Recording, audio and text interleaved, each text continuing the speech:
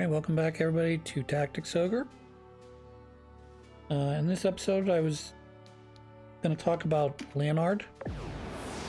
Mainly because he said some interesting things towards the end of the episode that I didn't have enough time to cover in the short time that he was dying and we had that cutscene, so I figured I'd take this episode to talk about it. Leonard...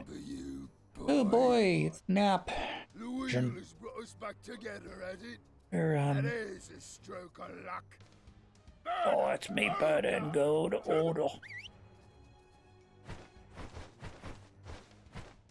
You're well acquainted with Bird, I know, but I've been brewing something special for just such an occasion. Banga, Zanga, to battle! Banga Zanga. I may be a headhunter, but that don't mean old Gamp is ungrateful for all his eminence did for him. I think he means the, Time you paid for what you've done to Gargastan!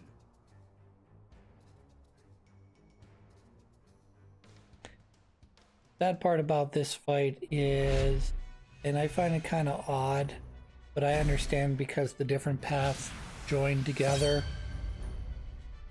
When you fight Inamp in Chapter 4, you may have come from any one of 3 different directions. But I find it sad that the game doesn't record whether or not you harm Oda and Berta kill them in any previous challenge, battle, what have you.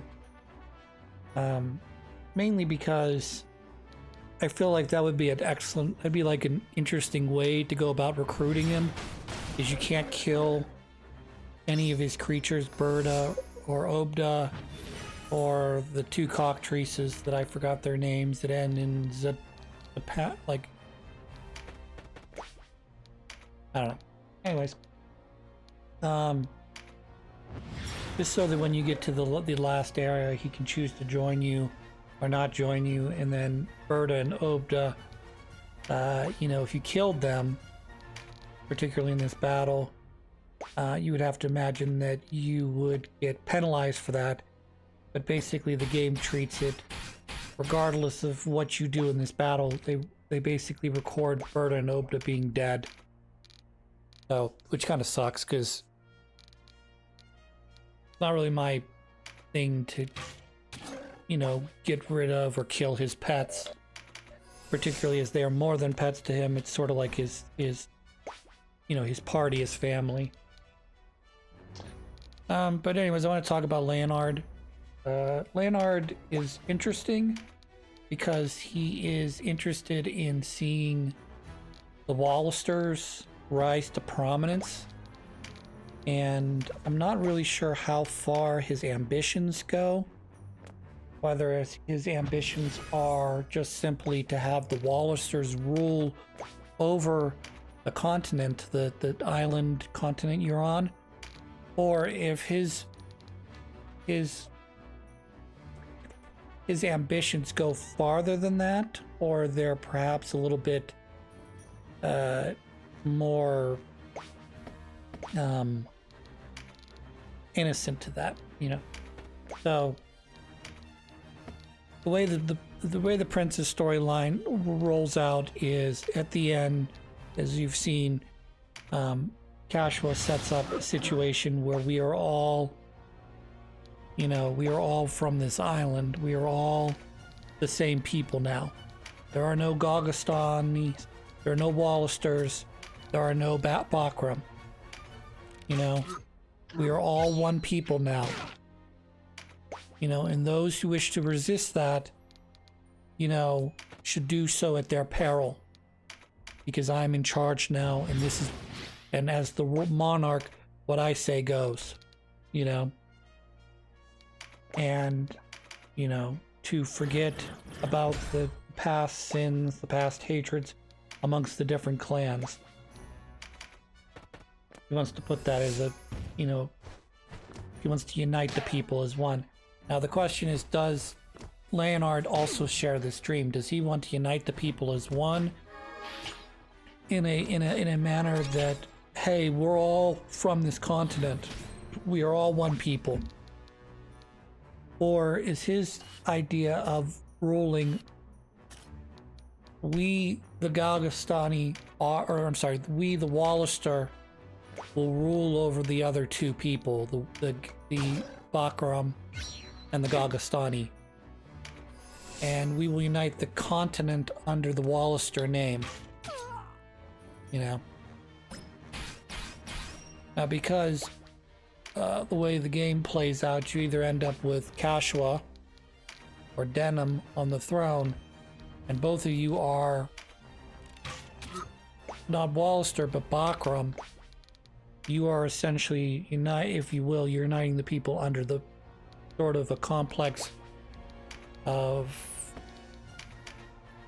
I guess you're Bakram, so you'd be uniting them under the Bakram name, but again, it's more complicated than that, and I understand both Kashua and Denham have, at least at this point in the storyline, the same general philosophy, at least in my mind, that they're both set to rule. They want to rule the continent as one people, and to forego this notion of Wallisters versus Galgastani versus Bakram, and to try to bring the people together in peace and harmony, so long as that will stay. And I understand from one generation to the next, it's difficult to continue this philosophy. You can be a great king, a great queen, a great lord, duke, president, whatever, okay?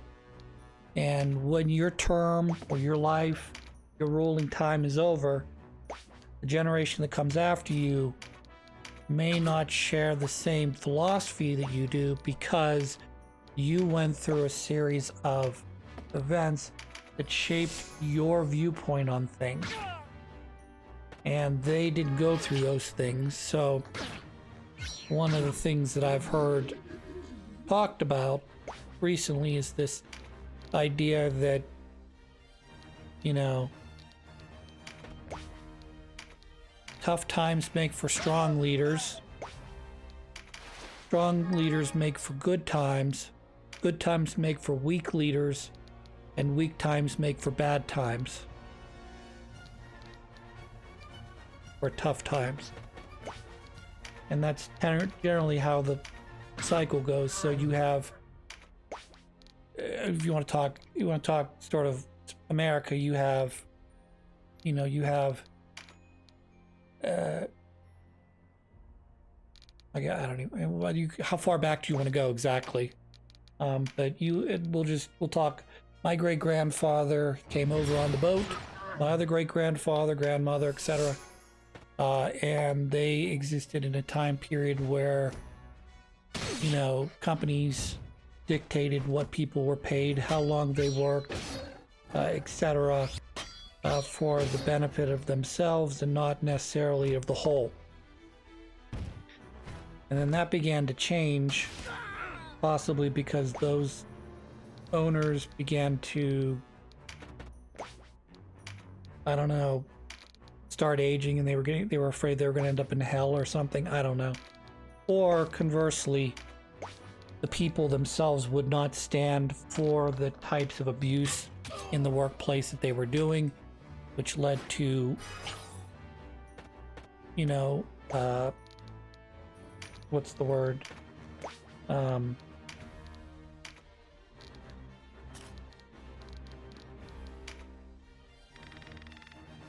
Led to improvements. It led to things where the worker's life got easier. And so you had a generation that fought for that, a generation that kind of lived under that, and then their children benefited from all of the things that their parent and grandparent did for them.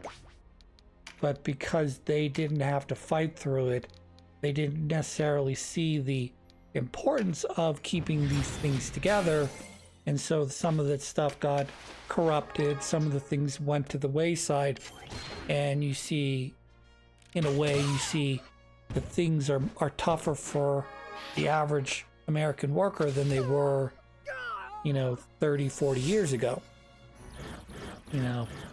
Because again, the pendulum has swung back to where, you've been able to slowly but surely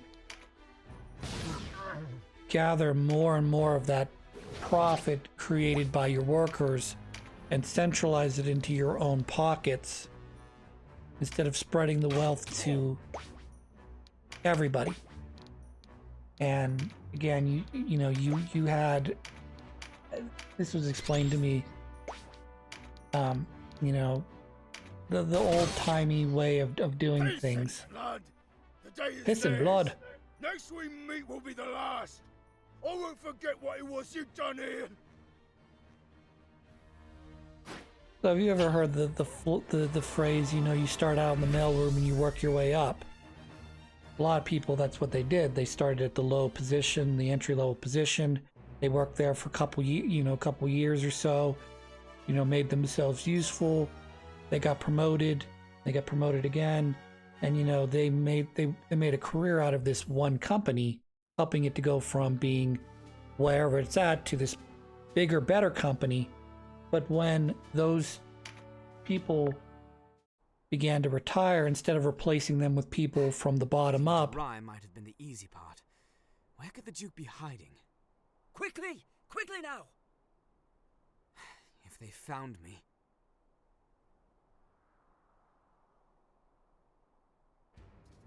What could Vice be doing with those Bakram soldiers?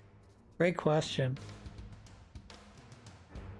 Appears he double-crossed them both. Me.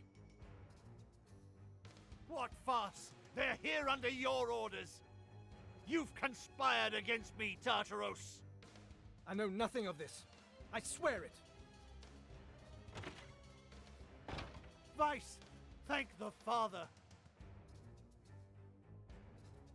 I double-crossed both of you. Stab. Man, we gotta stop getting stabbed in the stomach by people.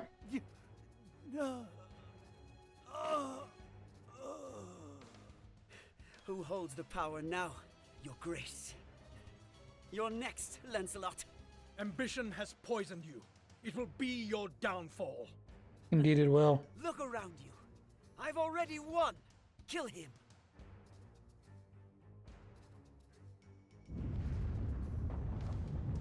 What's that?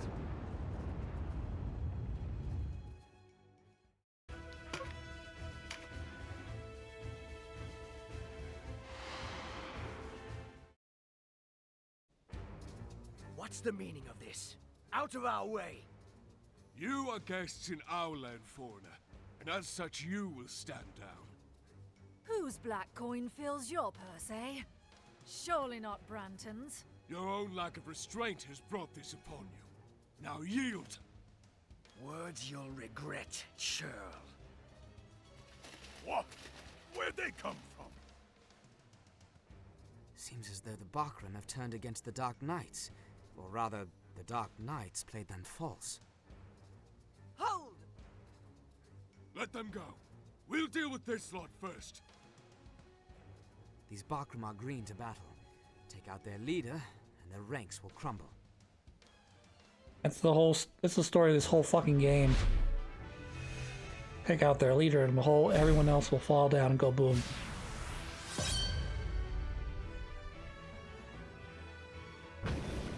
Alright, just to finish my thoughts real quick.